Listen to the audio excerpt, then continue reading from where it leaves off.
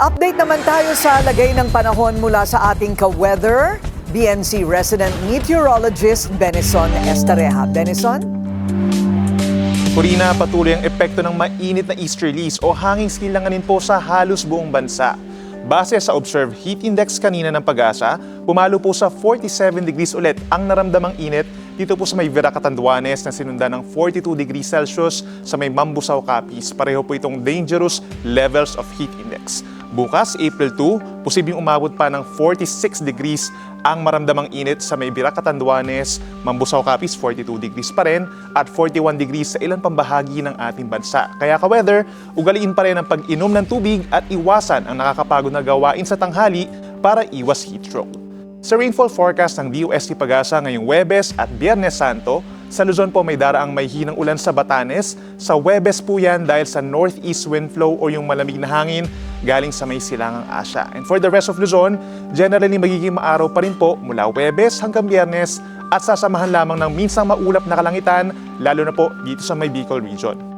Sa Palawan at Visayas, kagaya sa Luzon, magiging maliwalas din ang panahon sa maraming lugar ngayong Huwebes at Biyernes, maliban pa rin sa mga saglit na kaulapan. Habang dito po sa Mindanao, madalas ding maaraw tuwing umaga, ngunit pagsapit ng hapon, posible ang pagkulimlim, kaya nagbaon po ng payong kung lalabas ng inyong bahay, sakaling magkaroon ng mga pag-ulan or mga thunderstorms. Sa darating naman po na Easter weekend, kung saan marami ang dadagsa sa beach at mga pasyalan, ihanda pa rin ang payong, shades at sunscreen dahil mananatili pa rin maaraw po sa Luzon at Visayas at bahagyang kumukulimlim naman sa dakong hapon. Habang sa Mindanao, asahang dadalas pa ang pag-ulan, lalo na po sa may Caraga region, Davao region, Zamboanga Peninsula at Bangsamoro, kaya't mag-ingat na rin sa banta ng biglaang pagbaha at pagguho ng lupa. Ka-weather, kasabay ng Artemis 2 mission ngayong Huwebes ng umaga, nakatakda ring maganap ang astronomical event na Pink Moon. Huwag po ma-confuse dahil equivalent din ito sa full moon na nagaganap kada buwan. Sa Huwebes, April 2, sa ganap na 10:12 ng umaga, oras po sa Pilipinas, aabot ng peak fullness ang buwan, subalit masasaksihan pa rin naman yung pink moon ngayong Miyerkules at Huwebes ng gabi. Ang isa pang catch, hindi rin po ito magiging kulay pink and instead ay magiging malaginto ang magiging kulay nito.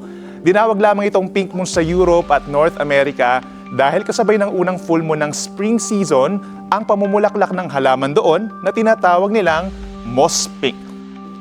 At yan muna ang napapanahong balita ngayong Miyerkules. Ako ang inyong ka-weather, Benison Estareja, nagsabing ang swerte darating sa tamang panahon.